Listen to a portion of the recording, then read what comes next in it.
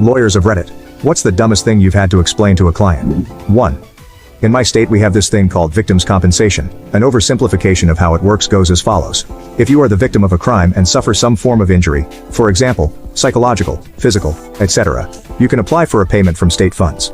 If you are the perpetrator of one of those crimes, for example, an assault, robbery, pedophilia, etc., an order can be made for you to pay the state back an amount relating to that victim's compensation. I had a client who felt the process of being convicted for assaulting his relatives, and having to pay victims' compensation back to the state was arduous, and in return, he should be receiving victims' compensation from the state. So, that was fun to explain. 2. I once had to explain to a client that he could, in fact, fire an employee for 1. Stealing significant sums of money from the safe, 2. Pulling a gun on a coworker who questioned these activities, and 3. Waving said gun in a customer's face moments later, all of which were on camera. 3. I once had to explain what a maiden name was. They